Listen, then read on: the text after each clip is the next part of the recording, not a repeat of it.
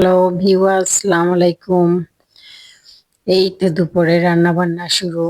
আসলে সকালটা কিভাবে শেষ হয়ে যায় বলতেই পারি না, যে কাজগুলো করে গুছিয়ে নিতেই পারি না, যে ইচ্ছা হয় সবকিছু ভিডিও করে দিই, আসলে সময় হয় না। এই যে আমি চিকেন ফ্রাই করার জন্য সবকিছু নিলাম, মরিচ, লবণ, হলুদ, আদা বাটা, রসুন বাটা সবকিছু দিয়ে, সয়া সস দিয়ে, টমেটো সস দিয়ে এটাকে ভালোভাবে মেখে নিব।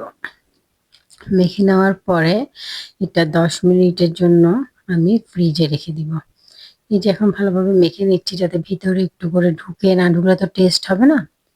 তারপরে হালকা একটু ময়দা দিয়ে এটাকে, ময়দাটা ওর গায়ে জড়িয়ে দিব একটু ভালো করে, আলতো করে।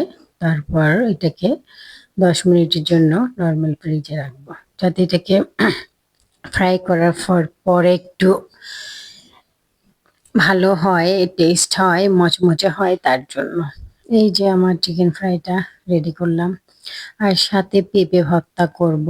আজকে আসলে আর কিছু ভালো লাগতেছে না। এই পেঁপেটা আমি আগে সিদ্ধ করে নিয়েছিলাম, পেঁয়াজ মরিচ ভেজে এখন দিয়ে দিলাম, একটু বাগার দিয়ে দিলাম, কারণ ভর্তা না হলে রাত্রে নষ্ট হয়ে যায়, থাকলে অল্প নষ্ট হয়ে যায়, তার জন্য এটা তেলে বাগার দিয়ে নিলাম। এই যে আমার ভর্তা কেমন হয়েছে দেখেন। এই ভর্তাটা ভালো লাগে আমার। এই যে আমার চিকেন ফ্রাইয়ের জন্য তেলটা গরম করে নিলাম, এখন ফ্রিজ থেকে নামিয়ে নিয়ে আরেকবার ময়দা দিয়ে জড়িয়ে দিব ভালোভাবে। হ্যাঁ, আর একটু করে ময়দা দিয়ে জড়িয়ে দিলে এটা ভালো হবে, মচমচে হবে। এই যে আমার চিকেন ফ্রাইটা রেডি করতেছি, গরম তেলে দিয়ে দিলাম এটা ভাজার জন্য। এই যে দেখেন কেমন হয়েছে।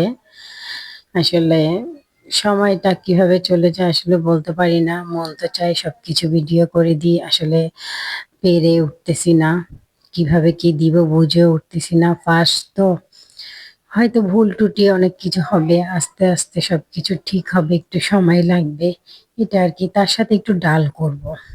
ডালটাও বাগার দিয়ে ফেলছি, ডালটা রসুন দিয়ে ভালো করে বাগার দিছি। আজকে চিকেন ফ্রাইয়ের সাথে ভর্তা আর ডাল হবে। আসলে আর সময় পাইনি যে কি করব। তো কেমন হয়েছে আমার চিকেন ফ্রাইটা সবাই দেখে বলবেন কেমন লাগছে। ওকে, বাই বাই, আল্লাহ হাফেজ।